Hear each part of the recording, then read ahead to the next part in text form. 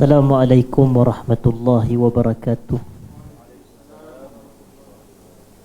Innal hamdalillah nahmaduhu wa nasta'inuhu wa nastahdihi wa nastaghfiruh wa na'udzu billahi min shururi anfusina wa min sayyiati a'malina. Man yahdihillahu fala mudilla lahu wa man yudlilhu fala hadiya lahu. Ashhadu an la ilaha illallah wahdahu la sharika lahu wa ashhadu anna sayyidana Muhammadan abduhu wa rasuluh. Allahumma salli wa sallim wa barik ala habibina wa sayyidina Muhammad wa ala alihi wa ashabihi wa ala man sara ala nahjihi ila yaumiddin. Amma ba'd. Seluruh jawatan kuasa pengurusan Baitus Salam, muslimin dan muslimat, para pencinta ilmu yang dirahmati Allah sekalian. Pertamanya, alhamdulillah, kita rafakkan syukur kepada Allah Subhanahu wa ta'ala kerana pada malam ini kita dapat bersama sekali lagi berkumpul bagi kita meneruskan majlis pengajian bulanan kita menggunakan kitab Mukhtasaru Zadil Ma'ad fi hadi khairil ibadi sallallahu alaihi wasallam, yang mana tulisan telah dilakukan oleh Al-Ustaz Ahmad bin Ahmad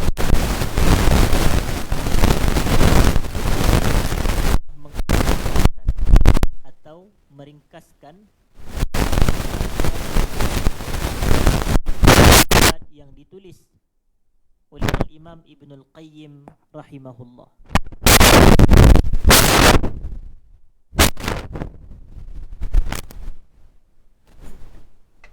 Dan perbahasan kita pada malam ini, hadirin dan hadirat,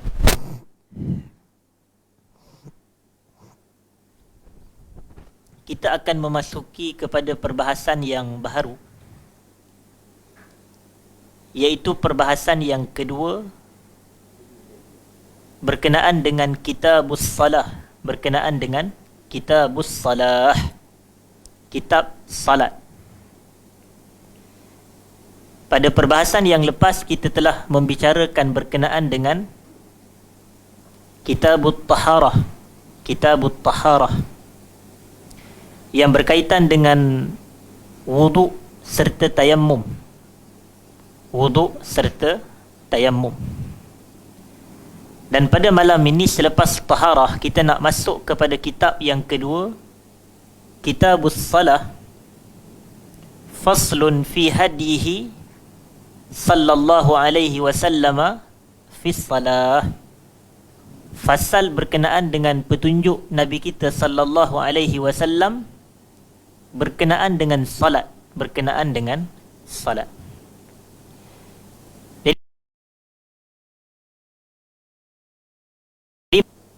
Ia lebih jelas kelihatan, maka saya nak tulis di papan putih kita di hadapan ini beberapa topik yang berkaitan dengan perbahasan salat kita, insya-Allah.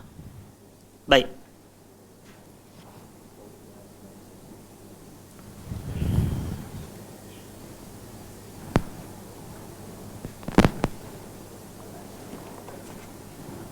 Jadi pertama sekali,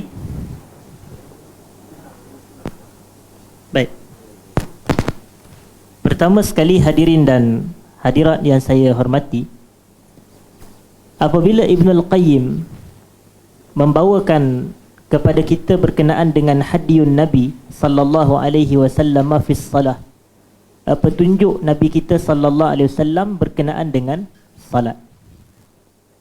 Jadi kita nak kena jelas terlebih dahulu berkenaan dengan apakah pengertian salat. Apakah pengertian salat? Dan sebagaimana kelaziman, pengertian ni biasanya dia akan datang dalam dua definisi. Pertama adalah dari sudut lughatan, dari sudut apa? Bahasa. Yang keduanya adalah dari sudut istilahan, iaitu dari sudut istilah yang disebut oleh para fuqaha kita, para ulama fiqh kita ini. Jadi dari sudut bahasa, salat membawa arti apa? Ad-du'a. Salat ni doa. Salat adalah doa. Dan persoalan hakikat salat itu sendiri memang bersifat dengan doa dan penuh dengan doa. Salat daripada awal sampai habis sebenarnya dipenuhi dengan doa. Sebab itu kita agak tidak setuju. Contoh, kalaulah kita ini telah salat berjamaah sebagai contoh, kemudian selesai salat berjamaah tu kita mungkin ada urusan dan kita tidak turut serta doa jama'i tu, doa beramai-ramai selepas salat fardu tu. Jadi orang tengok bila kita keluar sedangkan dia tak tahu yang kita ada urusan, tapi dia terus menghukum sebahagian. Dia kata ini malas berdoa contoh. Atau dia kata apa? Ini sombong, tak nak doa bersama dengan imam. Dia bukan isu sombong dan dia bukan isu malas berdoa. Kalau kita ada urusan, tak apa, tak semesti kita kena ikut doa jama'i yang dipimpin oleh imam selesai daripada salat. Kerana hakikatnya dia hanya imam kita dalam salat sahaja. Yang berjamaah itu merujuk kepada salat berjamaah sahaja. Adapun aktiviti selepas salat sebenarnya semuanya adalah amalan fardi. Amalan fardi ini dia bukan jama'i. Jama'i ini secara berkumpulan, berjamaah. Tetapi fardi ini amalan individu, amalan sendiri-sendiri. Maka setiap kita selepas salat kena zikir. Setiap kita kena zikir selepas salat. Tak boleh berpada dengan zikir imam sahaja. Bahkan setiap kita dituntut untuk berdoa pun sebenarnya selepas salat. Berdalilkan firman Allah, فَإِذَا فَرَغْتَ فَانْصَبْ وَإِلَى رَبِّكَ فَارْغَبْ. Selepas kamu selesai salat, sebahagian ulama seperti Ibn Abbas kata, maka fansab, bersungguhlah kamu dalam berdoa. Selesai salat fardu, berdoa. Tapi itu amalan individu hakikatnya. Jadi ini salat dari sudut bahasa doa. Manakala dari sudut istilah para ulama, ada 4 noktah penting yang kita kena ketahui. Pertama, aqwalun, ini definisi salat. Aqwalun. Yang kedua apa? Wa af'alun. Af'al. Aqwal adalah terjemahannya ucapan-ucapan, betul tak? Qaul, ucapan-ucapan. Af'al terjemahannya perbuatan-perbuatan. Kata banyak daripada fi'il. Fi'il itu kan perbuatan. Muftatahatun, muftatahah ataupun muftatahatun bitakbir,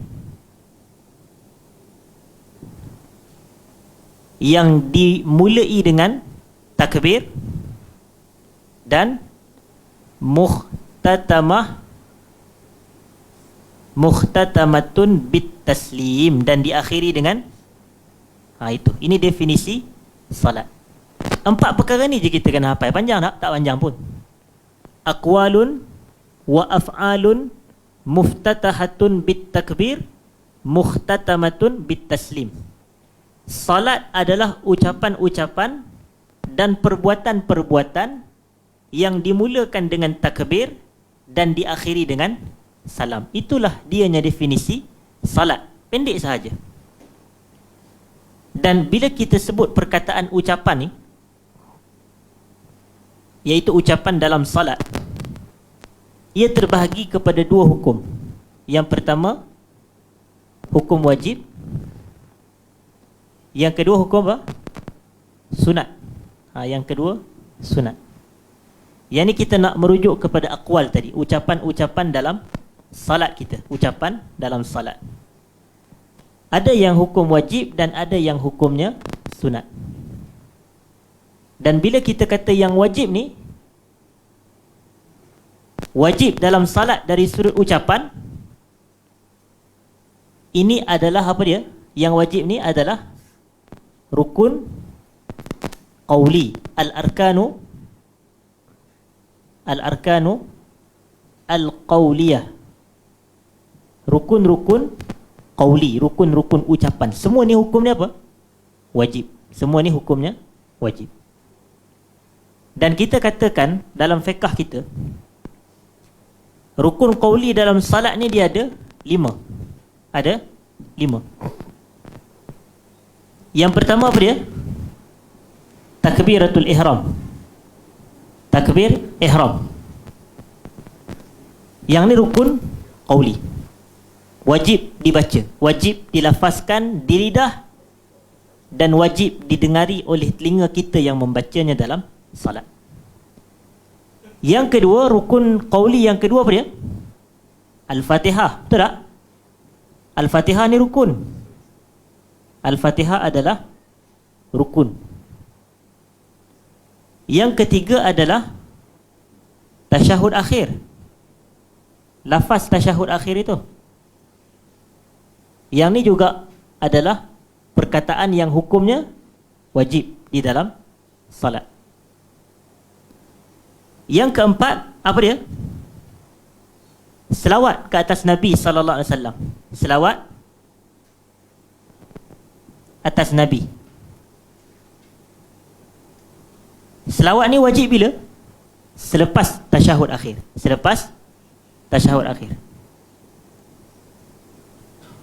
Tasyahud tadi, ni saya ringkaskan. Dan yang terakhir daripada rukun qauli ni adalah salam yang pertama, at-taslimatul ula dalam bahasa Arab. At-taslimah al-ula, salam yang pertama. Maka selain daripada ucapan-ucapan ni, bacaan-bacaan di lidah ini, hukum dia apa? Sunat. Hukum dia adalah sunat. Dia akan kembali kepada sini. Dan sunat ni kalau ikut kepada dalam mazhab kita ini, dia terbahagi kepada 2. Sunanul hay'ah, al-hay'ah, dan al-ab'ab. Al-ab'ab. Sunat hay'ah ni sunat yang mana jika ia tidak dibaca, maka kita tak dituntut sujud sahwi. Itu kaedah dia. Bila kita tak baca, dia tak dituntut sujud sahwi. Adapun sunat ab'ab, bila kita tak bacanya, kita dituntut sujud sahwi. Dan tuntutan sujud sahwi hukumnya apa? Hukumnya sunat. Tuntutan sujud sahwi hukumnya sunat, dan ia tidak wajib. Ia tidak wajib. Jadinya kalau contoh ada seseorang, dia dalam salat dia tak kunut subuh, sedangkan kunut subuh ni termasuk sunat ab'ab ni. Dia bukan rukun, dia sunat ab'ab. Jadi bila dia tak buat kunut subuh pada rakaat yang kedua daripada salat subuh, kalau ikut kepada pandangan mazhab, dia dituntut sujud sahwi sebelum salam tu. Tapi katakan dia tak buat juga sujud sahwi, sama ada dengan sengaja atau tidak sengaja, maka salatnya tetap sah. Tak ada apa pun, salatnya tetap sah. Kerana meninggalkan yang sunat tidak memberi kesan kepada kesahihan salat. Ini kita kena jelaskan. Itu sunat ab'ab. Contohnya tasyahud awal, bacaan tasyahud awal tu sunat ab'ab. Dan contoh yang kedua adalah kunut subuh. Kunut subuh. Manakala yang paling banyak daripada ucapan sunat ni adalah sunat hay'ah, seperti doa iftitah, seperti bacaan surah selepas Fatihah, seperti zikir ketika rakaat, ketika i'tidal, ketika sujud, ketika duduk antara 2 sujud. Semua tu adalah sunat-sunat hay'ah. Dia sunat, tapi kalau kita tak baca pun tidak ada memberi kesan kepada kesahihan salat. Bahkan kalau kita tak baca pun tidak dituntut kita ini untuk sujud sahwi. Baik, itu sebagai muqaddimah, sebagai muqaddimah. Dan kita nak kembali kepada apa yang disebutkan oleh Al-Imam Ibnul Qayyim dalam penulis kitab ni, dalam kitab ini, berkenaan dengan petunjuk Nabi sallallahu alaihi wasallam di dalam salat. Maka dikatakan di sini, kana sallallahu alaihi wasallam iza qama ila salati qala Allahu akbar. Nabi sallallahu alaihi wasallam apabila baginda berdiri melakukan salat ataupun berdiri menuju ke arah salat, baginda akan berkata apa? Allahu akbar. Dan Allah akbar ini ataupun sebutan Allahu akbar adalah lafaz apa? Lafaz takbir, lafaz takbir. Dan takbir kita ini di dalam salat, hadirin dan hadirat, dia terbahagi kepada dua jenis. Takbir dalam salat ni ia terbahagi kepada dua jenis. Yang pertama hukumnya wajib, yang kedua hukumnya sunat. Takbir yang wajib itu ada satu sahaja, iaitu yang ni saya kata tadi, takbir yang wajib. Takbir apa? Takbiratul ihram. Takbiratul ihram. Dan takbiratul ihram adalah bahagian daripada rukun qauli yang 5 ini. Ia wajib dibaca di lidah dan wajib didengari oleh telinga pembacanya. Wajib didengari. Jadi ini takbiratul ihram, hukum dia wajib. Itu kategori takbir yang pertama. Kalau orang buat haji dan buat umrah, bila dia dah mula niat ihram dan orang lelaki pakai kain ihram, ada tak pantang larang dia? Ada. Maknanya sebelum dia niat ihram, dia tak terikat dengan pantang larang tu, betul tak? Tapi selepas dia niat ihram dan orang lelaki pakai kain ihram, dia terikat dengan beberapa pantang larang. Ada yang tak boleh buat, contoh. Jadi itulah makna takbiratul ihram. Sebelum dia melafazkan takbir tu, dia boleh buat. Tapi sebaik dia mengangkat atau melafaz takbir tu, dia tak boleh buat. Haram bagi dia untuk buat. Contoh, sebelum dia lafaz takbiratul ihram, boleh makan dan minum. Tapi sebaik je Allahu akbar, minum. Batal sembahyang. Batal sembahyang. Kerana haram bagi dia untuk makan dan minum, dan itu termasuk dalam perkara yang membatalkan salat. Sebelum dia Allahu akbar melafazkan takbiratul ihram, dia boleh bersembang dengan kawan sebelah dia. Dia boleh tanya kepada jemaah di sebelah dia, "Ji, apa khabar Ji?" Contoh. Contoh, dia tanya.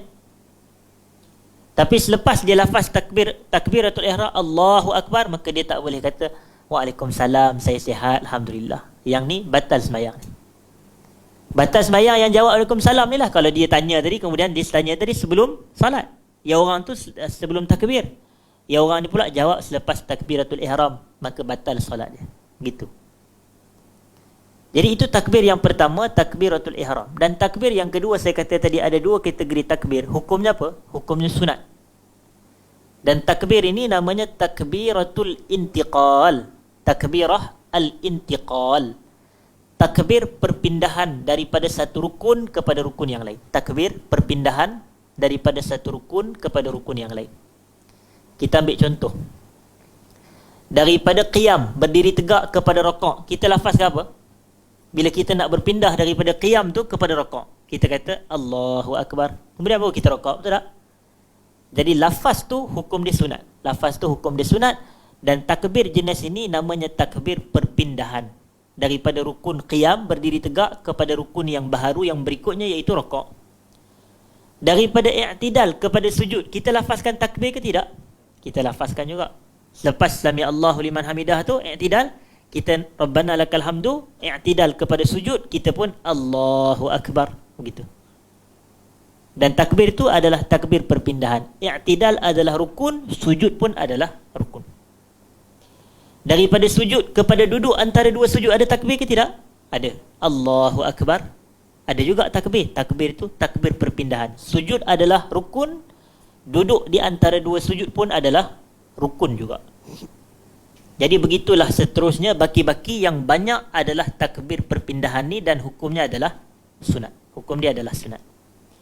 Kalau kita kata takbir perpindahan ni lafaz sudah qaul, ucapan, dia termasuk dalam kategori yang mana? Wajib ke sunat? Kita kata sunat lah tadi.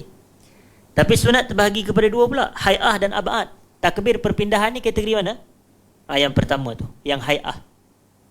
Yang hai'ah. Dia sunat min sunanil hai'ah dalam salat kita ini. Baik. Jadi Nabi bila berdiri ke arah salat, Nabi pun Allahu Akbar. Dan walaupun saya tunjuk tangan, tetapi angkat tangan ni sunat. Dia bukan rukun. Angkat tangan ni adalah sunat. Yang rukun, yang wajib adalah lafaz. Ada beza antara ucapan dan perbuatan. Baik. Dan salat kita ni dimulakan dengan takbir. Kerana itu penulis kitab disebutkan di sini, Ibn Al-Qayyim, walam yakul syai'an qablaha. Nabi, sebelum Nabi melafazkan takbiratul ihram, Nabi tak melafazkan apa-apa ucapan pun. Itu. Nabi tak mengucapkan dan tak menyebutkan apa-apa ucapan pun. Maknanya salat Nabi ni yang ketiga tadi tu, muftatahatun bit takbir, dimulakan dengan takbir. Takbir itu takbirah al-ihram. Baik. Wala talaffadha bin niyah, dan Nabi sallallahu alaihi wasallam tidak melafazkan niat. Ini kata penulis kitab. Nabi tidak melafazkan niat. Macam kita tengoklah sebahagian orang, sebelum dia nak takbiratul ihram tu dia baca 3 kul contoh. Ataupun dia baca qul a'udzu birabbin nas, malikin nas, ilahin nas, min syarril waswasil khannas ke. Tapi penulis kitab kata petunjuk Nabi tak ada benda tu. Itu. Petunjuk Nabi tidak ada. Itulah hadiun Nabi. Petunjuk Nabi, jalan Nabi sallallahu alaihi wasallam. Wala yakul syai'an qablaha, Nabi tak baca apa-apa pun sebelum daripada salat. Wala talaffadha bin niyah, dan Nabi tidak melafazkan niat. Itu. Jadi petunjuk Nabi, Nabi tak lafazkan niat. Kalau kita nak ikut petunjuk Nabi, maka kita pun tidak melafazkan niat itu. Baik. Dan inilah yang disebutkan oleh para ulama dalam kitab-kitab fiqh. Dalam perbahasan arkanus salah, rukun-rukun salat, antara yang terawal adalah an-niyah, niat. Dan para ulama mazhab Syafi'i, mereka mengatakan an-niyah mahalluhal qalbu. Niat tempatnya dalam qalbu kita ini. Niat tempatnya dalam hati. Yang ni yang wajib. Cuma yang membezakan dan memisahkan mazhab dengan sebahagian pandangan yang lain, dalam mazhab Syafi'i mengatakan wattalaffuzu biha sunnah. Melafazkan niat untuk salat ni hukum dia sunat. Itu. Dia tidak wajib, ia sunat dalam mazhab. Yang wajib apa dia? Yang wajib dalam hati tu. Yang wajib niat dalam hati. Jadi kalau kita tak dengar sekalipun seseorang sebelum nak salat sebut usalli, maka jangan kita kata salat dia tidak sah. Sebab apa? Sebab benda dalam hati memang tak boleh dengar. Macam kalau saya dengar dalam hati tuan-tuan sekarang, entah macam-macam fikirnya contoh. Mana kita tahu? Boleh jadi kalau saya dengar, saya berhenti kuliah sekarang sebab dalam hatinya bila nak habis contoh. Mana kita tahu? Tapi benda dalam hati tak boleh didengari. Sebab itu niat tempatnya dalam hati. Memang kita tak dengar niat imam kalau dia pun takbir dan kemudiannya tidak didahului dengan usalli dan seumpamanya. Tapi dalam mazhab, hukum dia adalah sunat, melafazkan niat tersebut. Yang wajib adalah berniat dalam hati. Begitu. Dan di sini kita kena jelas, hadirin dan hadirat yang saya muliakan. Ulama-ulama dalam mazhab Syafi'i ini seperti Al-Imamul Mawardi rahmatullah alaih. Dalam kitabnya yang masyhur itu Al-Hawi Al-Kabir, Al-Hawi Al-Kabir, dia bagi tahu keadaan niat ini dan lafaz niat ni dia terbahagi kepada 3 bahagian. Dia terbahagi kepada 3 bahagian.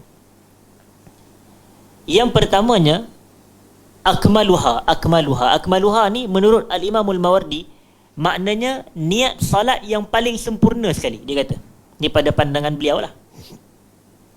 Iaitu seseorang yang berniat di dalam hatinya dan dia melafazkan niat di lidahnya. Itu akmalun niyah di sisi Al-Imamul Mawardi, mazhab Syafi'i. Itu yang pertama. Niat dalam hati dan melafazkan niat di lidah. Yang kedua apa? Niat ada dalam hati tapi tidak lafaz di lidah. Maka salat orang ini adalah sah. Salat orang ini adalah sah. Niat dalam hati ada tapi dia tak lafazkan niat di lidah. Dan yang ketiganya adalah apa dia?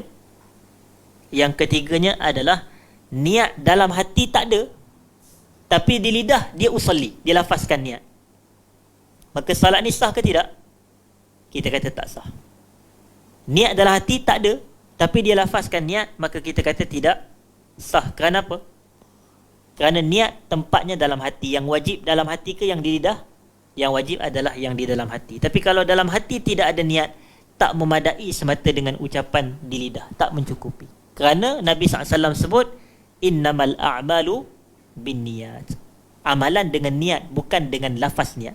Amalan bergantung kepada niat. Dan niat tempatnya di dalam hati. Buka kitab-kitab fiqh mazhab Syafi'i, kita akan jumpa an-niyatu mahalluhal qalbu. Niat tempatnya di dalam hati. Selesai perbahasan tersebut.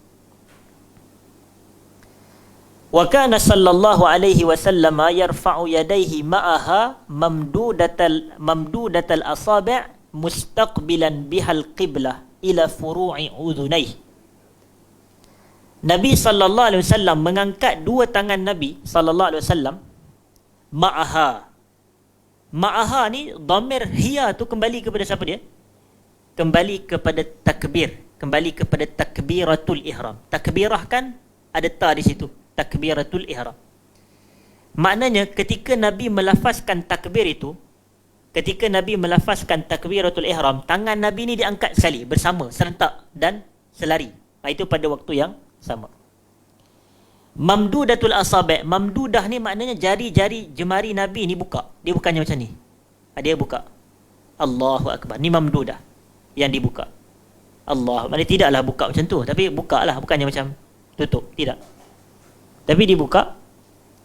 Dan jari jemari Nabi ni mustaqbilan biha al-qiblah, menghadap ke arah kiblat.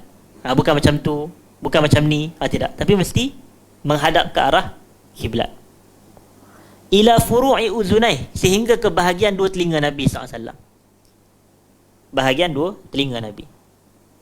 Waruwiya, sebahagian riwayat hadis menyebutkan ila mankibaih, kepada dua Nabi punya mankib. Mankib ni bahu. Jadi ke arah bahu Nabi SAW. Itu ada juga riwayat yang menyebut begitu. Ini pandangan penulis kitab. Summa yada'ul yumna ala zahril yusra. Kemudian Nabi meletakkan tangan kanan Nabi sallallahu alaihi wasallam di atas zahir, bahagian zahir tangan kiri Nabi. Macam tu. Nabi meletakkan tangan kanan Nabi di atas zahir permukaan tangan kiri Nabi sallallahu alaihi wasallam.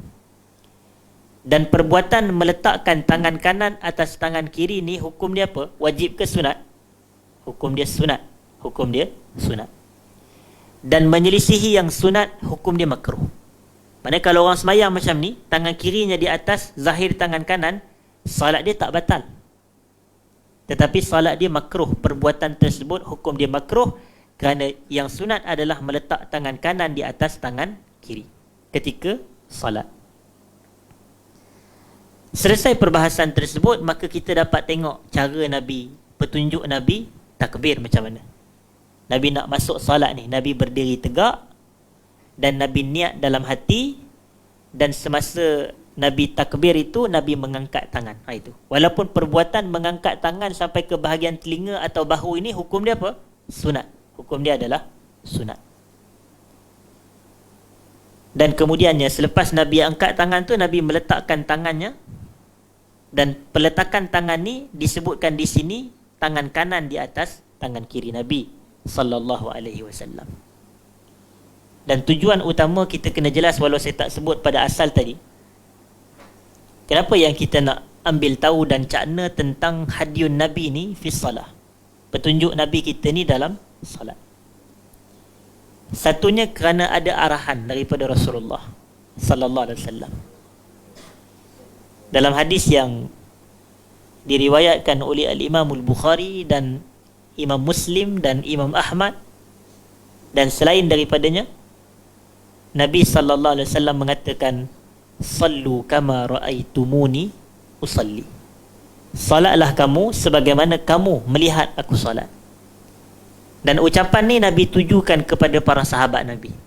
Maknanya, wahai para sahabat aku ni, kamu kena tengok dan kamu kena tengok aku salat, dan apabila kamu tengok cara aku solat tu, kamu kena ikut pula. Itulah dia. Tengok dan ikut. Tengok cara Nabi solat dan ikut cara Nabi solat. Itu makna sallu kama raaitumuni usalli. Salatlah kamu sebagaimana kamu melihat aku solat. Dan agama kita ini memang kena ittiba' asalnya. Memang kena ittiba', ikut petunjuk dan panduan Nabi sallallahu alaihi wasallam. Tengok dalam bab ibadat haji, Nabi kata, khudhu anni manasikakum. Ambillah daripada aku ibadat haji kamu. Nampak? Kena tengok cara Nabi beribadat haji, melakukan haji. Baik. Jadi sebab tu kita nak tahu macam manakah petunjuk Nabi ni sebenarnya sallallahu alaihi wasallam. Kitab ni dia telah memudahkan kepada kita. Ibnul Qayyim dia dah kuasai dalil-dalil yang berkaitan. Jadi dia terus buat kesimpulan je. Mula-mula Nabi begini, kedua begini, ketiga begini. Tapi bila kita cek, semuanya ada sandarannya dalam hadis. Jadi dia mudah. Kita baca, kita tak perlu nak kena rujuk Sunan Sittah yang 6 tu. Bila rajin kita baca Sunan Sittah? Sahih Bukhari pun kita tak baca habis. Betul tak? Bila kita habis baca Sahih Bukhari? Orang kata, Ustaz, saya bukan Sahih Bukhari pun tak habis. Quran pun saya tak pernah habis. La ilaha illallah. Janganlah sampai begitu. Tapi kurang-kurangnya Quran tu kenalah habis khatam bacaan. Tapi Sahih Bukhari tu kalau ada majlis kita boleh juga baca. Bacalah, baca. Dia tak semestinya kena menguasai. Tapi majlis bacaan Sahih Bukhari dan Sunan Sittah. Tapi kita nak baca satu-satu. Tuan-tuan, sebenarnya dalam hidup kita ni, pasti saya yakin setiap kita ni ada hadis tu, ada dalam Sunan Sittah tu, tapi kita tak pernah tahu pun. Kita tak pernah tahu pun. Dan sebab tu kadang-kadang kita jangan mudah menafikan. Sebab kadang-kadang boleh jadi benda yang kita nafi itu sebab kita tak tahu. Bukan sebab benda tu tak ada. Ada beza antara benda ni, bila kita nafikan dalam keadaan benda tu memang tak ada, tak apalah. Yang tu, saya dah cek, memang tak ada kenyataan tu. Okey, logik. Tapi kita nafikan dalam keadaan kita tak tahu, bukan semestinya benda tu tak ada. Jangan mudahlah, jangan cepat kita nak, tak ada ni, tak betul ni, salah ni, begitu. Jadi kita kena cerita. Kemudian saya nak pergi kepada noktah yang berikutnya. Wa kana sallallahu alaihi wasallam yastaftihu taratan. Selepas Nabi takbiratul ihram, apa Nabi buat? Selepas Nabi letakkan tangan kanan di atas tangan kiri, apa Nabi buat? Semasa Nabi qiyam, semasa Nabi SAW berdiri tegak. Maka dikatakan di sini Nabi SAW membaca doa iftitah. Doa iftitah. Dan doa iftitah ni dia ada 3 penamaan. Dia ada 3 penamaan. Yang pertama disebut dalam kitab fiqh ataupun kitab-kitab hadis, namanya doa iftitah. Dan iftitah adalah pembukaan. Doa pembukaan atau permulaan. Sebab itu surah yang mula-mula namanya surah apa? Al-Fatihah. Jadi itulah kita kata iftitah. Iftitah ni pembukaan. Jadi doa iftitah adalah doa pembukaan, doa permulaan. Satu nama dia. Dan yang kedua, ia juga dikenali sebagai doa istiftah. Doa istiftah. Ada alif sin pada permulaan tu. Dan doa istiftah ni adalah doa minta pembukaan daripada Allah Ta'ala. Itu makna dia.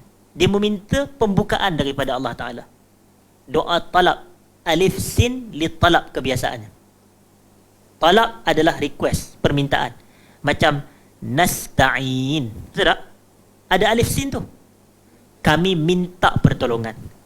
Nas'aluka, kami meminta, memohon kepada kamu. Nastajir, kami memohon perlindungan daripada kamu. Nampak? Jadi alif sin adalah untuk talab. Talab adalah request, permintaan. Jadi istiftah, minta pembukaan daripada Allah Ta'ala. Itu nama doa iftitah yang kedua. Dan yang ketiga, namanya disebut juga sebagai doa tawajjuh. Doa tawajjuh. Tawajjuh ni kita menghadap. Allahu Akbar. Tawajjuh, menghadap. Wajjahtu wajhiya lilladzi fataras samawati wal ard. Aku menghadap ke arah wajah Tuhan yang telah menciptakan langit-langit dan juga bumi. Ataupun aku menghadap ke arah Allah yang telah menciptakan langit-langit dan juga bumi. Jadi itu pun salah satu daripada doa iftitah. Dan kalau kita tengok di sini yang aqwal itu, yang nombor 2 itu, saya minta maaf, yang aqwal yang pertama itu dari sudut definisi salat, maka doa iftitah ni dari sudut hukumnya dia berada wajib ke sunat? Dia yang kedua tu, yang sunat. Dan doa iftitah termasuk dalam hay'ah. Dia bukan ab'aq. Dia termasuk dalam hay'ah. Baik. Cuma di sisi ulama, mereka mengatakan walaupun doa iftitah ini sunat, tapi ada beberapa keadaan untuk menjadikan ia sunat. Beberapa keadaan untuk menjadikan ia sunat. Yang mana kalau tak menepati keadaan ni, maka tak disunatkan bagi seseorang untuk membaca doa iftitah. Keadaan yang pertama, salat tersebut bukan salat jenazah. Salat tersebut bukan salat jenazah. Maka saya tanya soalan, dalam salat jenazah disunatkan ke tidak baca iftitah? Tak disunatkan. Itu makna dia. Tapi sunat doa iftitah pada salat selain salat jenazah. Itu makna dia. Maknanya salat witir disunatkan iftitah, doa iftitah. Salat tarawih disunatkan doa iftitah pada permulaan. Salat apa lagi? Duha disunatkan baca doa iftitah pada permulaan. Salat tahajud disunatkan baca doa iftitah. Nampak? Salat fardu apatah lagi pada yang permulaan salat. Itu syarat yang pertama ataupun noktah yang pertama. Salat jenazah tidak. Salat jenazah tidak dibaca doa iftitah. Tidak disunatkan untuk dibaca doa iftitah. Itu yang pertama. Yang kedua, sunat baca doa iftitah ni hanyalah sekiranya kita tidak khawatir kita akan terlepas waktu salat atau terlepas salat dalam waktu dia.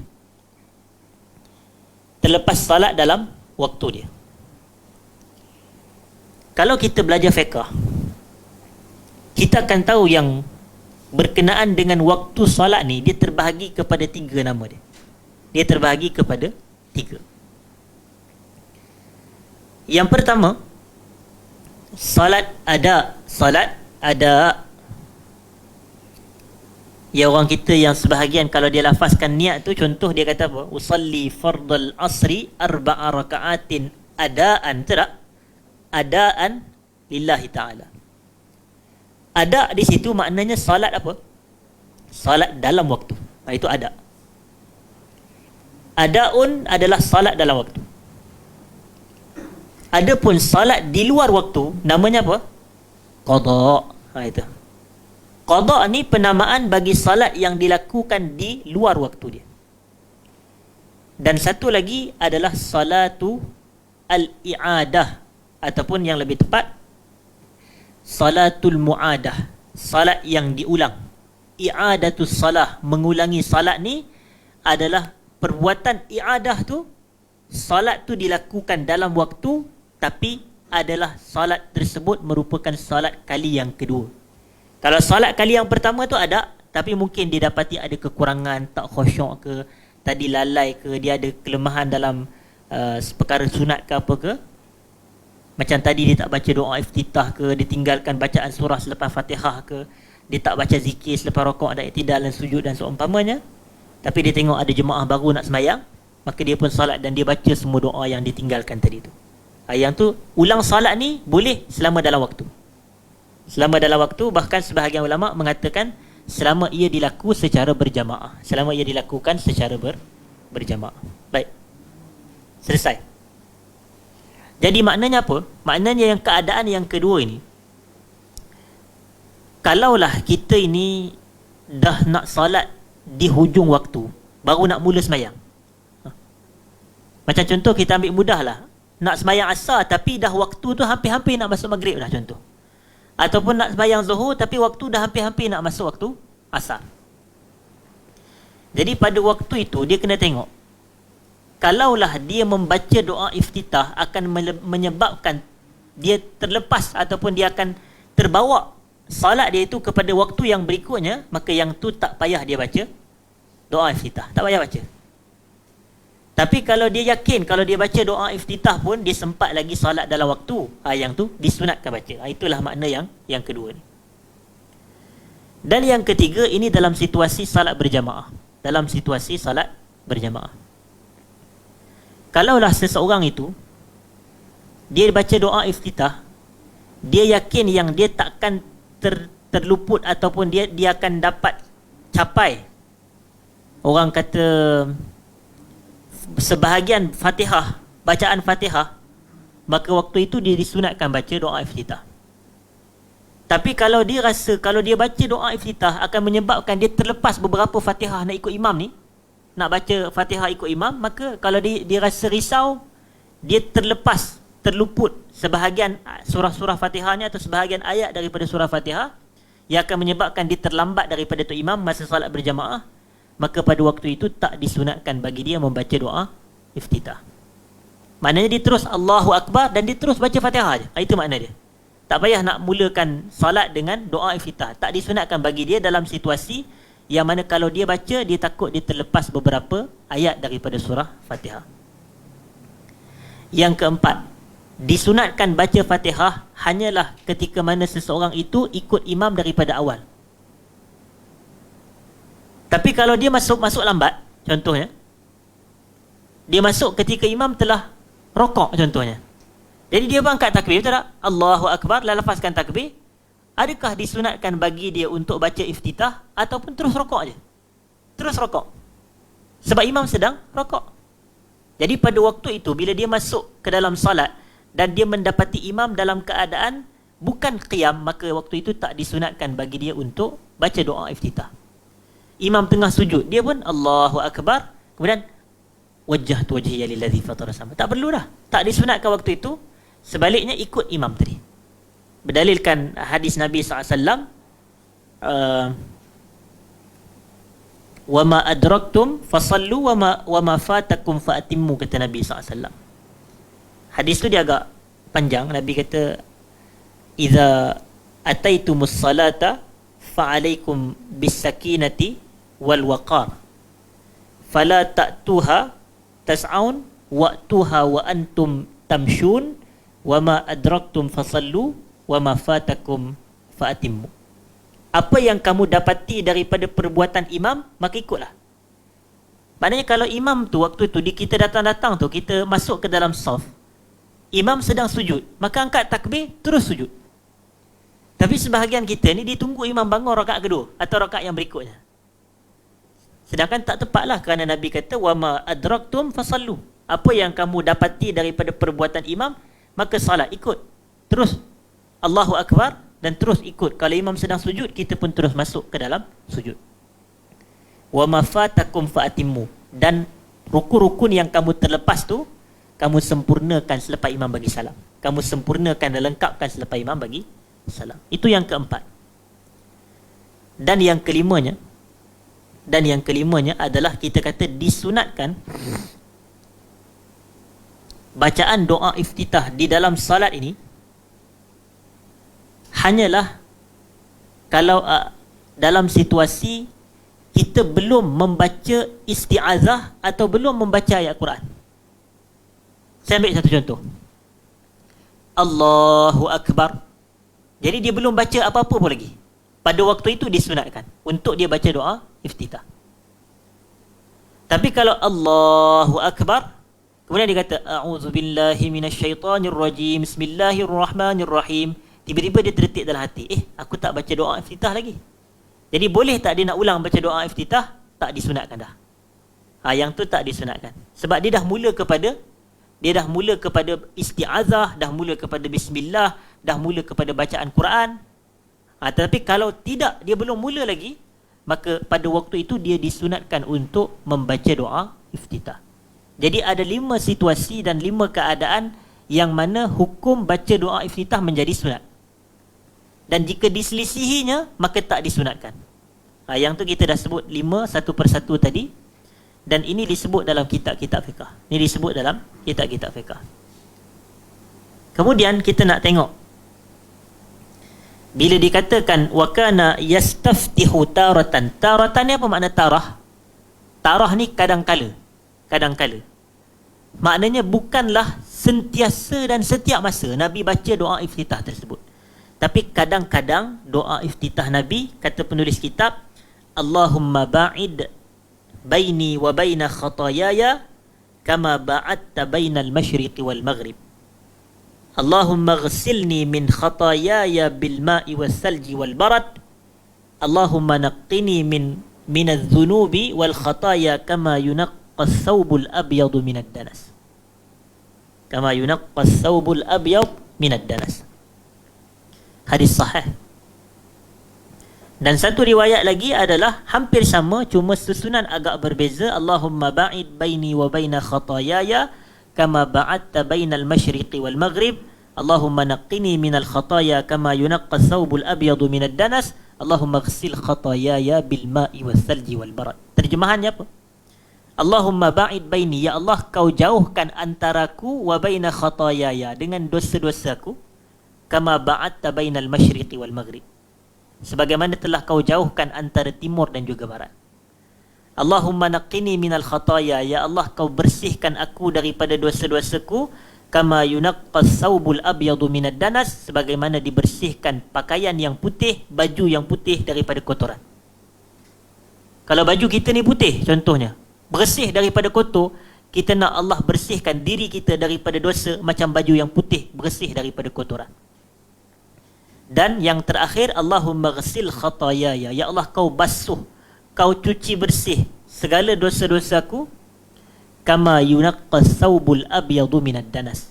Saya minta maaf, Allahumma ghsilni bil ma, Allahumma ghsil khatayaya, ya Allah kau bersihkan dosa-dosaku bil ma'i was salji wal barad, dengan air, dengan salji dan dengan barad. Dan barad ni adalah embun, barad adalah embun. Kita nak Allah bersih dan cuci dosa-dosa kita ini. Soalan, kenapa saya terjemah khataya tu sebagai dosa? Dosa dalam bahasa Arab bukan zunub ke? Kenapa saya kata khataya sebagai dosa? Satu begini, tak salah kita terjemah khataya tu sebagai dosa, walaupun dia adalah kata banyak daripada al-khati'ah. Al-khati'ah, khati'ah ni khata', benda salah, benda silap. Soalan, adakah semua benda salah yang kita buat kita dapat dosa? Tak semestinya. Bukan semua benda yang kesalahan dan kesilapan yang kita buat kita dapat dosa, tak. Tapi ada kesalahan yang dikira berdosa. Itulah makna kita. Jadi tak salah terjemah khataya di situ dengan zunub, dengan dosa. Kita tengok hadis yang menunjukkan khataya juga dipahami sebagai perbuatan dosa. Apa dia hadis tu? Kullu bani adama khata' wa khairul khata'ina at-tawwabun. Semua anak Adam khata'. Khata' tu kita nak kata buat salah ke buat dosa? Sebenarnya buat dosa. Wa khairul khata'ina, dan sebaik-baik pendosa, at-tawwabun, orang yang bertaubat kepada Allah. Kerana bila disebut perkataan taubat ni, mestilah taubat daripada dosa, betul tak? Mesti taubat daripada maksiat. Dia bukan benda yang kita tak sengaja, bukan. Maksud di situ mesti taubat daripada dosa. Jadi kita doa, Allahumma ba'id baini wa baina khatayaya. Khatayaya adalah az-zunub. Ya Allah kau jauhkan antaraku dan dosa-dosaku sebagaimana kau jauhkan antara timur dan juga barat. Begitu. Minta Allah bersihkan dan sucikan dosa-dosa kita. Wataratan, dan kadang-kala, tarah ni kadang-kala. Yaqul, iaitu baginda sallallahu alaihi wasallam membaca doa iftitah ni. Wajjahtu wajhiya lilladzi fatara as-samawati wal ard hanifan wa ma ana minal musyrikin. Qul inna salati wa nusuki wa mahyaya wa mamati lillahi rabbil alamin la syarika lahu wa bidzalika umirtu wa ana awwalul muslimin. Gitu. Ayat ni disebut dalam kitab ni. Hakikatnya yang wa ana awwalul muslimin ni ayat Quran. Ayat Quran bermula daripada kul inna salati tadi. Ayat ni adalah ayat Quran.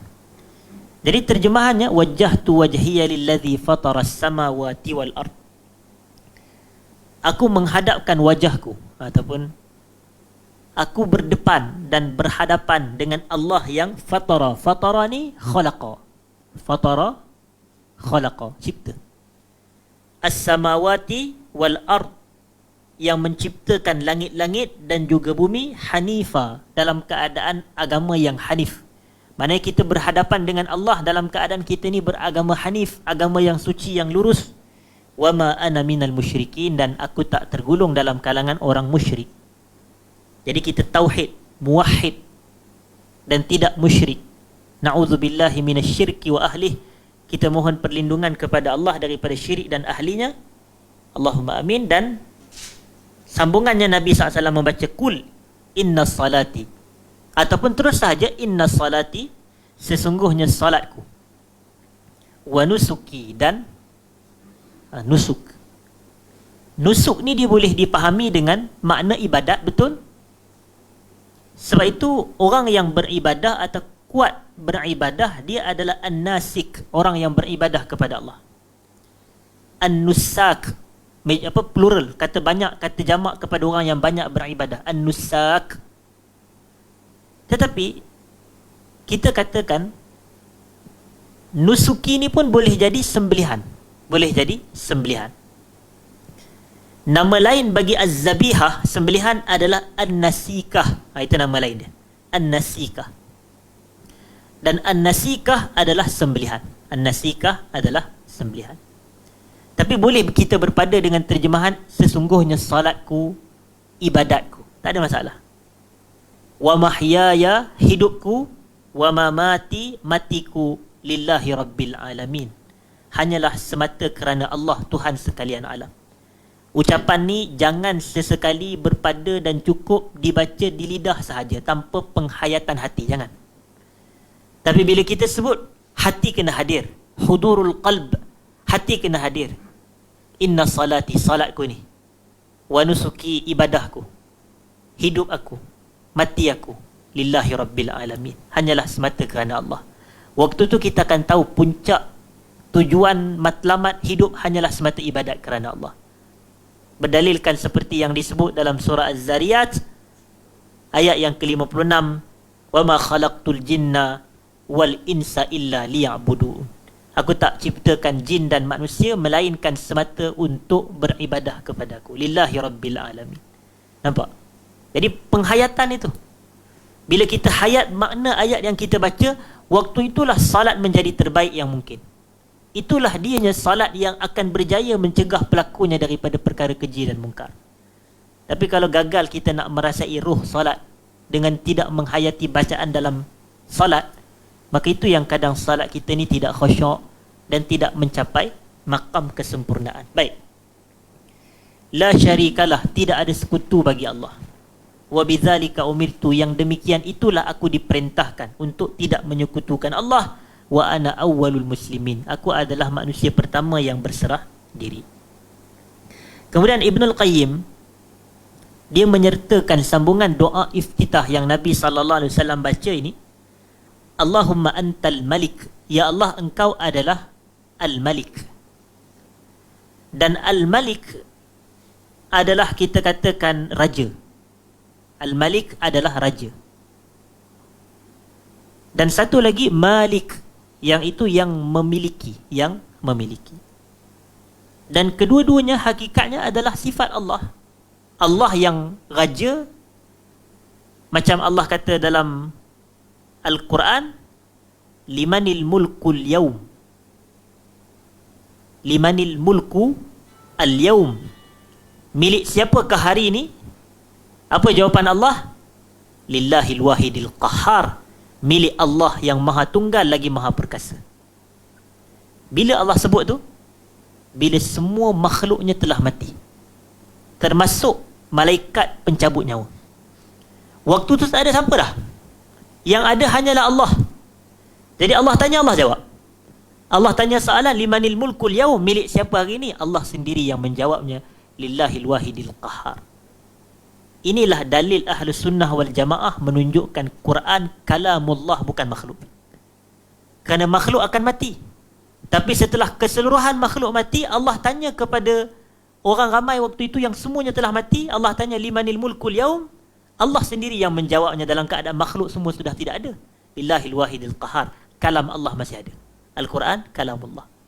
Jadi sebab itu kita tidak dan menolak kepada ajaran dan aliran Mu'tazilah seumpamanya yang mengatakan Quran itu makhluk. Baik, Ahlus Sunnah, Al-Quran kalamullah. Kemudian, Antal Malik, engkau adalah Tuhan yang raja. Allah ni raja. La ilaha illa anta, tidak ada Tuhan. Dan ilah adalah al-ma'bud. Ini kita kena jelas. Ilah tu ma'bud. Tidak ada Tuhan yang kita abdikan diri selain kamu, ya Allah. Anta Rabbi wa ana abduk. Allahu Akbar. Ini adalah kalau kita menghayati makna bacaan kita dalam salat. Anta Rabbi wa ana abduk. Engkau adalah Tuhanku dan aku adalah hamba-Mu, ya Allah. Begitu. Jadi dia akan khusyuk dalam hati kita ini. Kemudian zalamtu nafsi wa'taraftu bidhanbi, aku telah menzalimi diriku dan aku telah mengiktiraf dosa-dosaku. Dosa kita ni kita kena iktiraf, jangan sombong. Macam iblis. Iblis dia tak iktiraf dosa dia, tapi dia justifikasi dosa dia. Nabi Adam dia iktiraf, sebab tu Allah ampun dia. Dan doa Nabi ni, Nabi baca apa? Zalamtu nafsi wa'taraftu bidhanbi.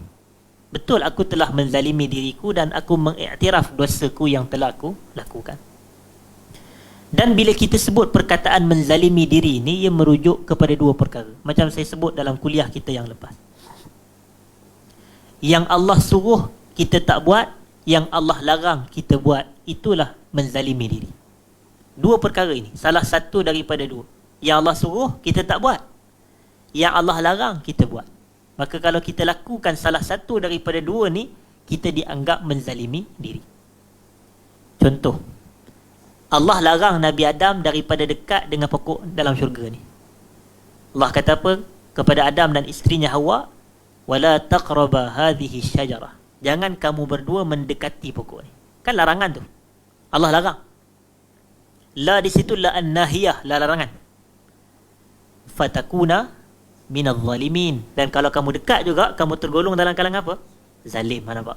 Itu yang saya kata tadi. Zalim ni salah satu, iaitu benda yang Allah larang dia buat.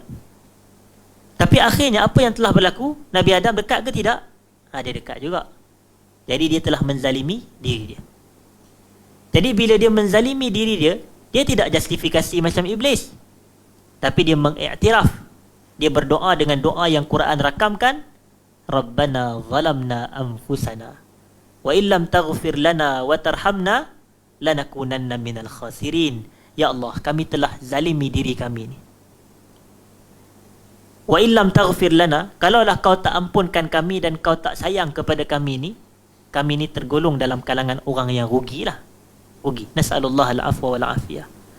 Jadi kita tak nak tergolong dalam kalangan orang yang rugi sebab menzalimi diri dengan maksiat. Jadi doa Nabi ni, wa'taraftu bidhanbi faghfir li dhunubi jami'a, kau ampunkanlah dosaku keseluruhannya wahai Allah. Dan sebutan-sebutan ini hakikatnya adalah sayyidul istighfar. Hakikatnya adalah sayyidul istighfar. Istighfar yang paling tinggi, itu makna sayyid. Yang paling hebat, yang paling bagus, yang paling afdal, sayyidul istighfar.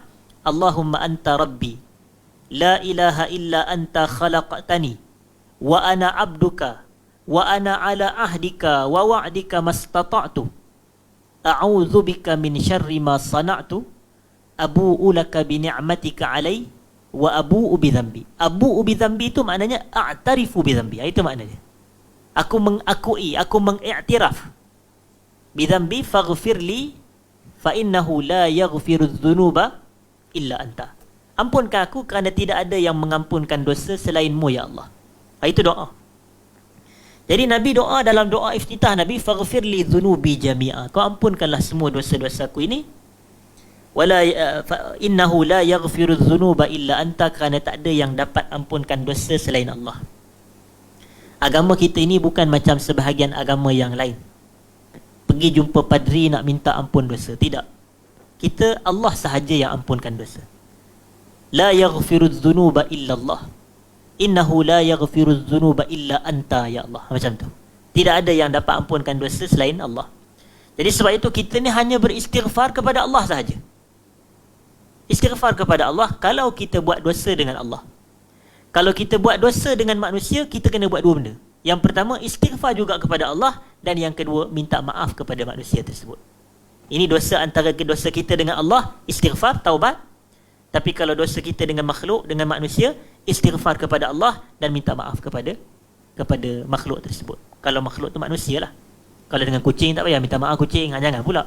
Cukup dengan minta ampun kepada Allah dan buat amal soleh. Semoga Allah menggantikan hasanat, saya minta maaf, menggantikan sayyiat, dosa dengan hasanat. Allah menggantikan dosa kita dengan kebaikan. Dan Allah memadamkan, menerusi kebaikan kita itu, dosa-dosa kita. Kemudian apa kata Nabi lagi dalam doa ni? Wahdini li ahsanil akhlaqi la yahdi li ahsaniha illa anta. Dan kau berilah hidayah kepadaku akan sebaik-baik akhlak, yang mana tidak dapat memberikan hidayah kepada sebaik-baik akhlak melainkan kamu, wahai Allah. Yang mana tidak ada yang dapat memberi hidayah kepada sebaik-baik akhlak selain kamu. Nabi ni akhlak dah terbaik dah, pun minta lagi doa akhlak yang baik. Jadi kalaulah Nabi yang akhlak baik pun minta, kita lebih utama untuk minta akhlak yang baik.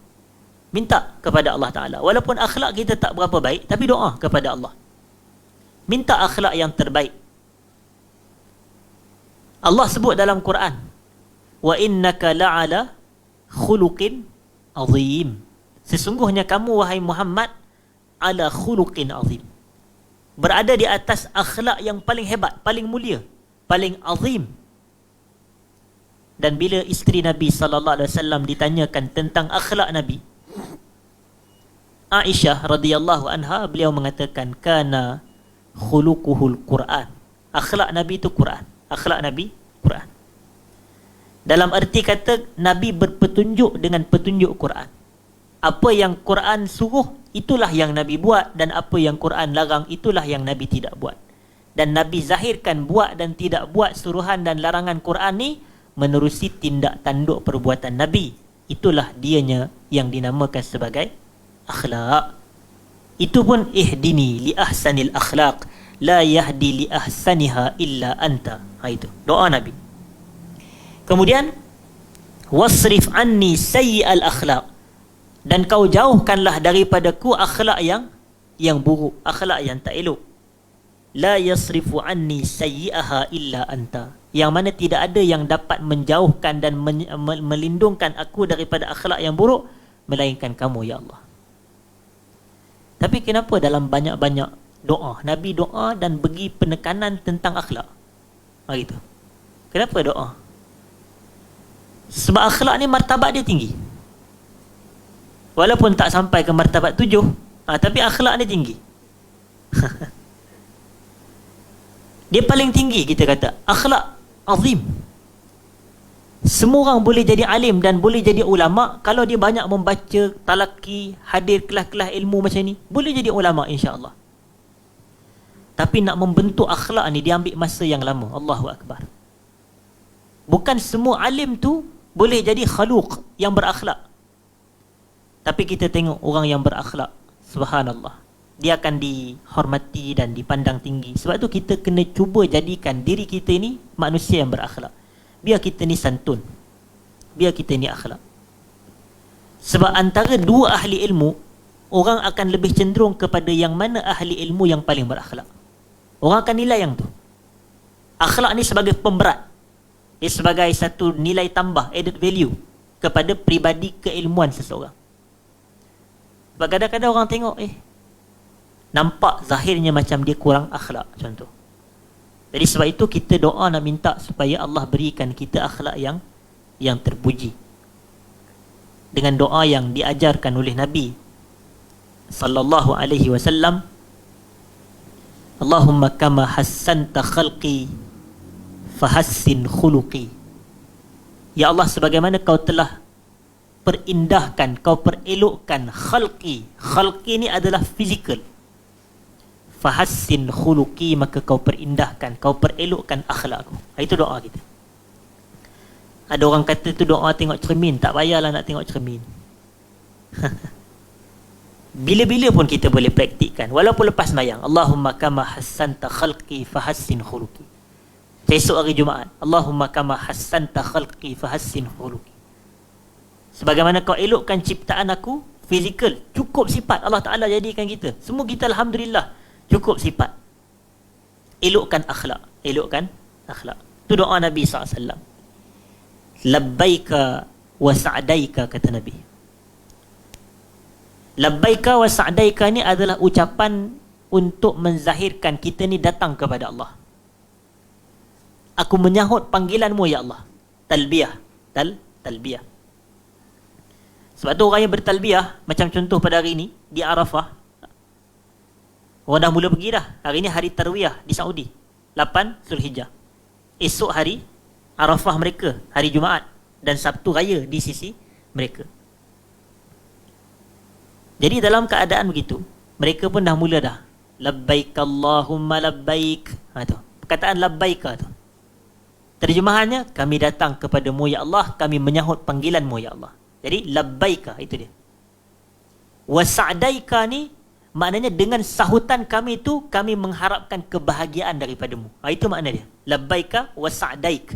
Sa'daik di situ daripada perkataan as-sa'adah, dan sa'adah artinya apa? Bahagia. Sa'adah artinya bahagia. Orang yang menyahut seruan Allah, dia bahagia. Dia sahut seruan Allah, panggilan Allah, dia bahagia. Dan bahagia dia bukan semata dunia, bahagia dia di akhirat. Itulah kebahagiaan hakiki. Allah sebut dalam Quran, ya ayyuhallazina amanu istajibu lillahi wali rasulih. Ataupun istajibu lillahi wali rasulih. Wahai orang yang beriman, istajibu lillahi wali rasulih. Sahutlah panggilan Allah dan Rasul idza da'akum lima yuhyikum, apabila mereka mengajak kamu ke arah perkara yang boleh menghidupkan kamu. Kehidupan hakiki adalah kehidupan yang bahagia. Itu hakikatnya. Lima yuhyikum, dan lima yuhyikum hayatan tayyibah, itu kehidupan yang baik adalah Quran. Adalah Quran. Allah ajak kita itu ikut Quran. Rasulullah ajak kita untuk ikut Quran. Jadi kita kata labbaika wa sa'daik. Itu dia. Labbaika wa sa'daik. Wal khairu kulluhu fi yadaik. Dan kebaikan itu keseluruhannya pada tangan kamu ya Allah. Itu. Keseluruhannya pada yadaik. Ini kata-kata Nabi kita sallallahu alaihi wasallam dalam hadis riwayat Imam Muslim.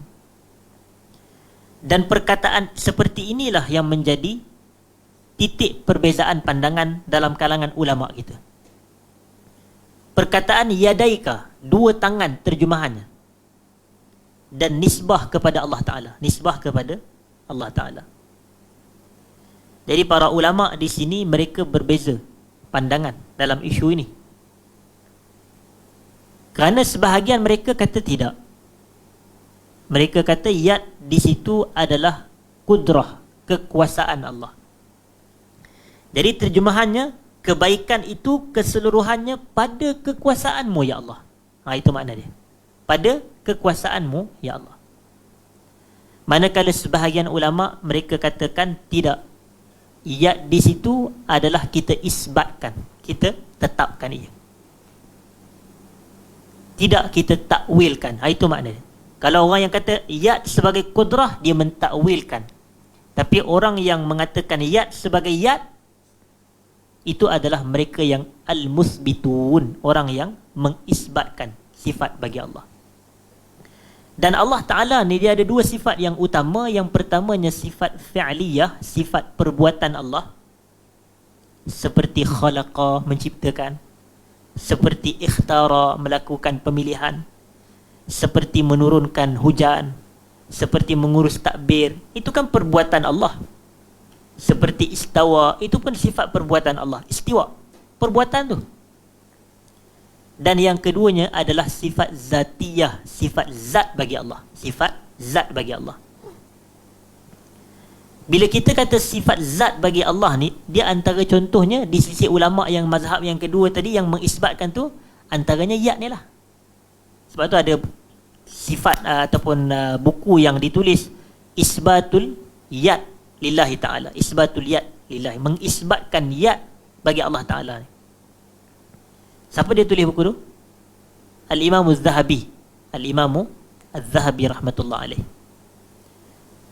Jadi di sini kita kena jelas, kedua-dua kumpulan ni beriman dengan nas Quran dalam surah Asy-Syura ayat yang ke-11, laisa kamitslihi syai'un wa huwas samiul basir.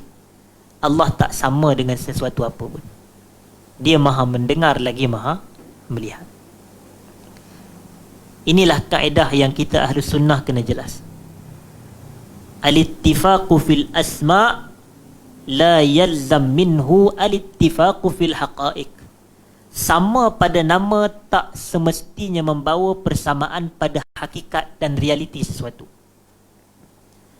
Allah sebut dalam Asy-Syura yang saya baca tadi, wa huwas samiul basir. Allah maha mendengar lagi maha melihat.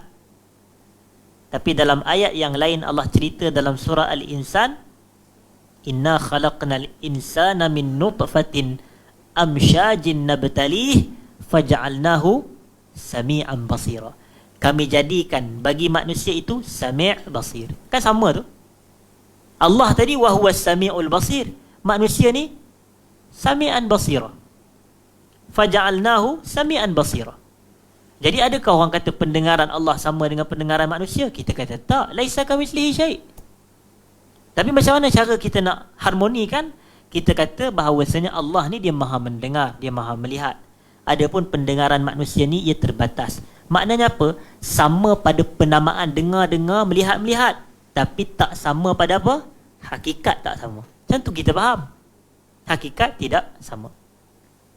Dia sama juga macam kita biasa dengar yang di syurga ada susu, di syurga ada arak, begitu.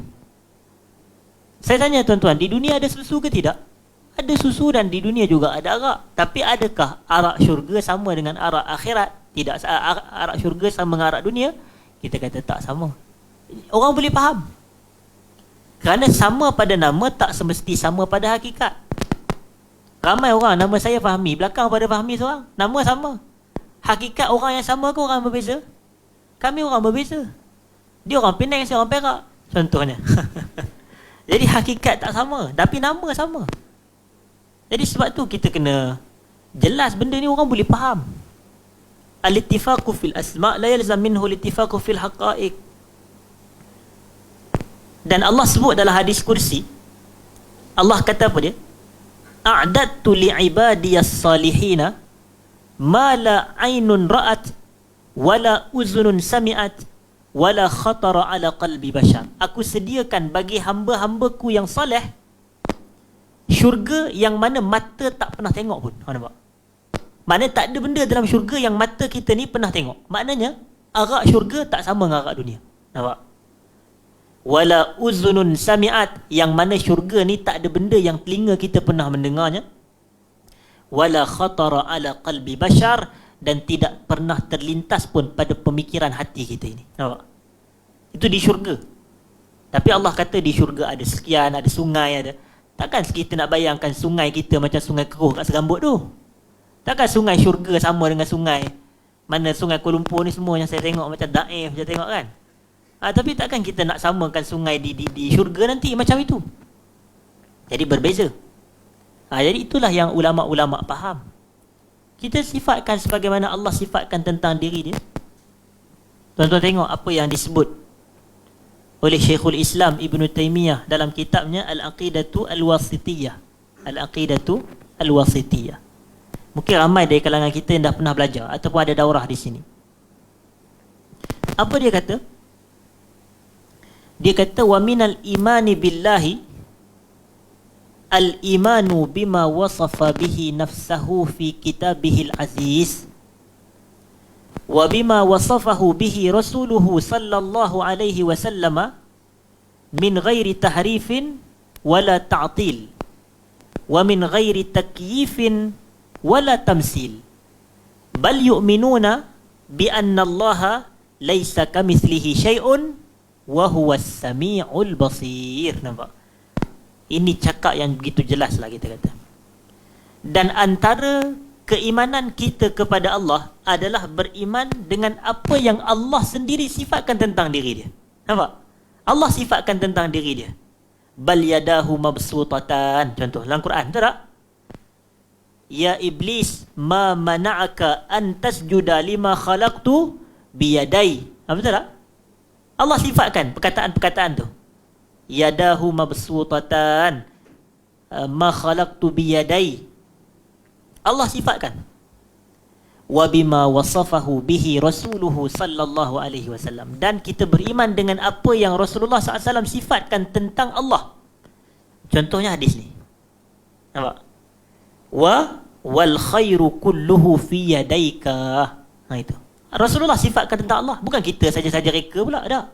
Rasulullah sifatkan tentang Allah. Dan apa?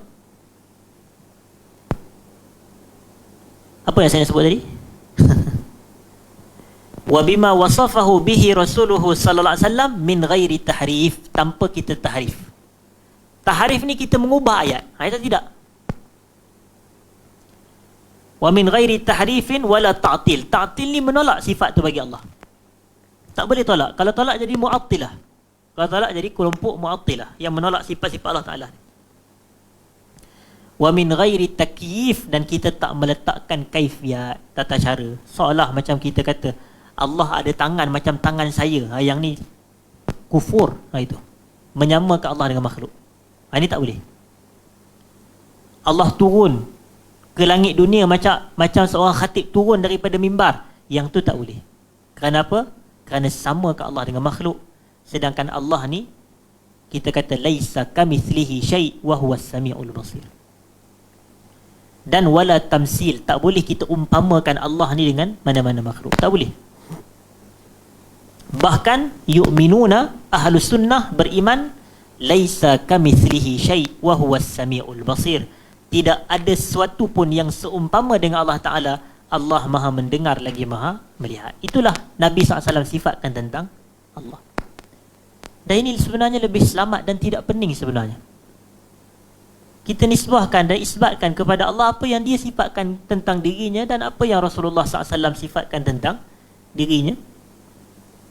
Dalam keadaan keimanan kita yang kukuh kepada firman Allah Ta'ala, laisa kamitslihi syai', Allah tak sama dengan apa-apa pun.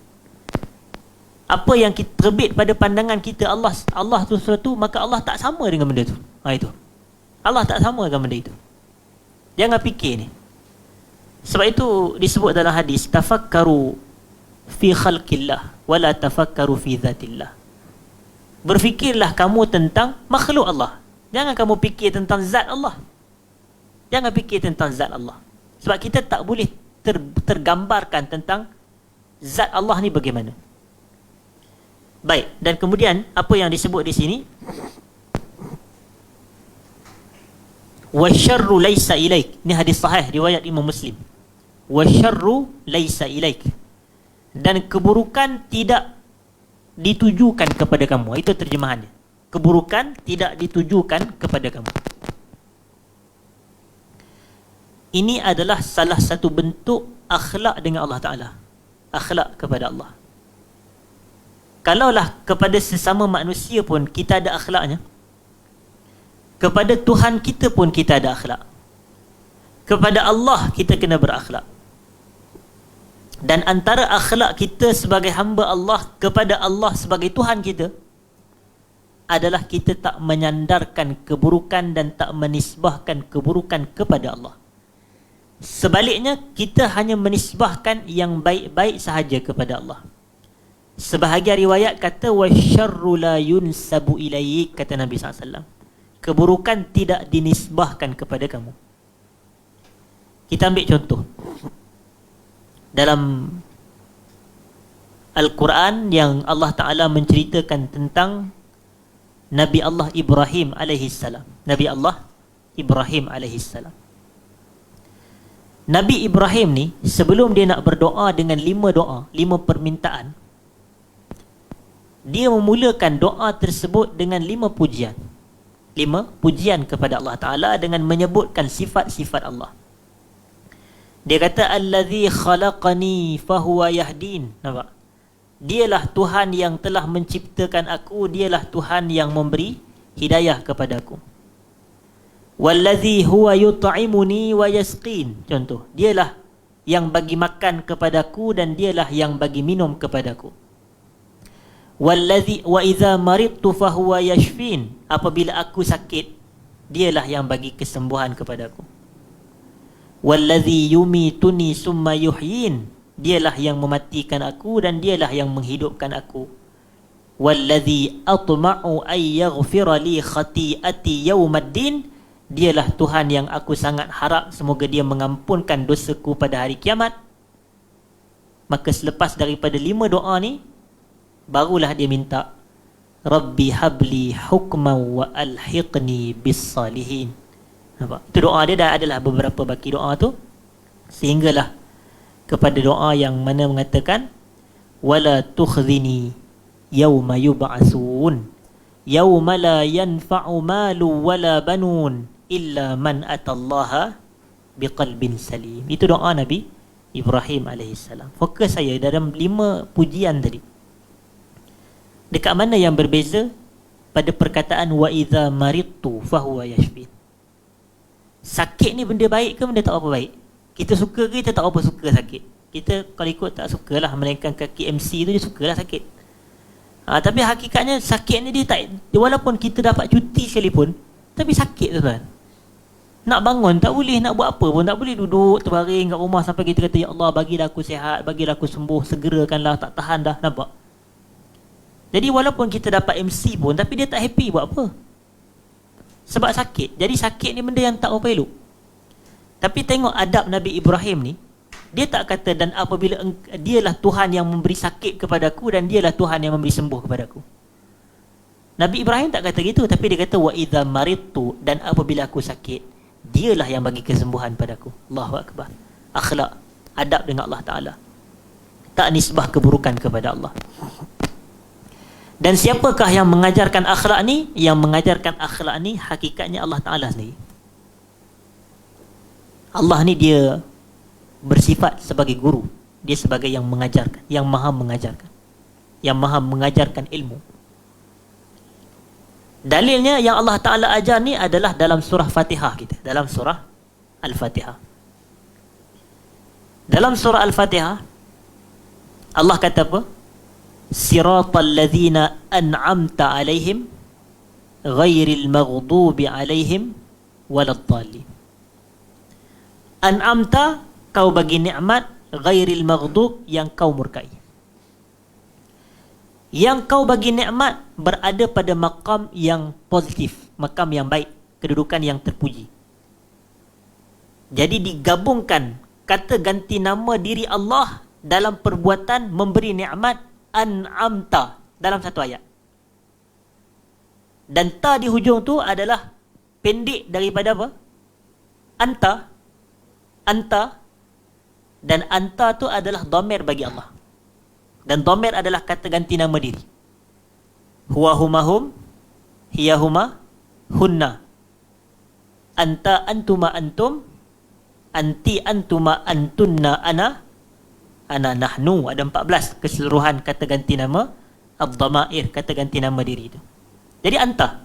Jadi asalnya an'ama anta. Tapi kalau kita nak kata siratal ladzina an'ama anta, macam dia jadi sulit. Jadi siratal ladzina an'amta alaihim, begitu. Boleh digabungkan. Tapi ghairil maghdub, bukan jalan golongan yang kau murkai. Ada tak antar dekat situ? Tak ada antar dekat situ. Tapi mana datang kau? Mana datang perkataan yang kau murkai itu? Ghairil maghdub, sepatutnya ghairil ladzina ghadibta alaihim. Sepatutnya. Tapi dibuang ghairil ladzina ghadibta alaihim, atau tidak disebut begitu kerana ta'adduban ma'allah, beradab dan berakhlak kepada Allah Subhanahu wa taala.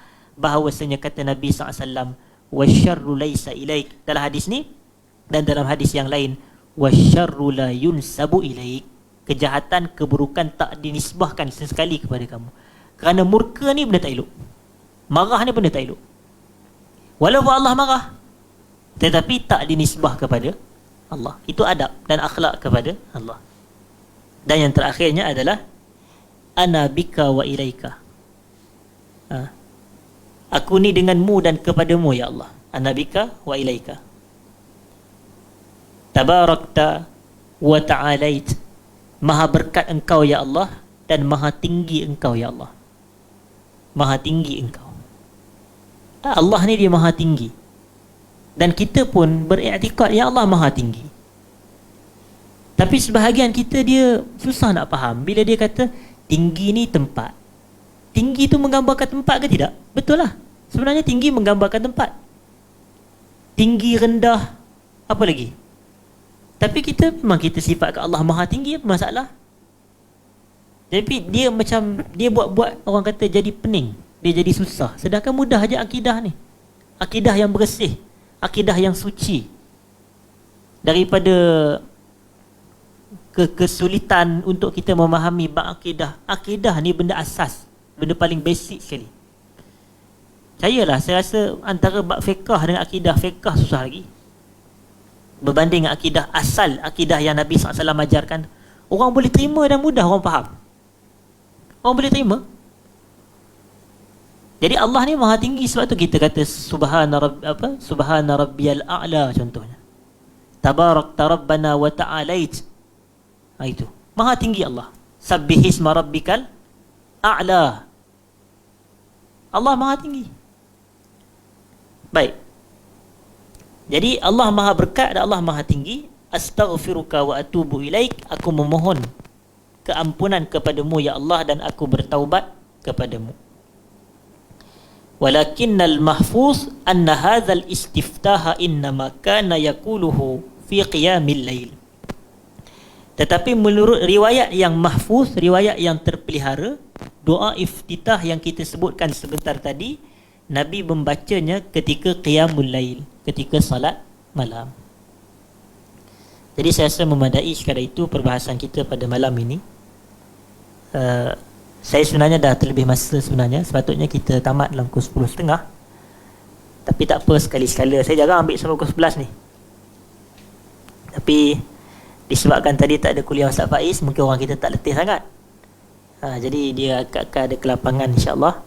Jadi memadai sekadar itu perbahasan kita pada malam ni. Saya minta maaf kerana ambil masa yang agak lama kepada tuan-tuan dan puan-puan sekalian. Aku lu ma sami'tum, astaghfirullahal azim li wa lakum. Assalamualaikum warahmatullahi wabarakatuh.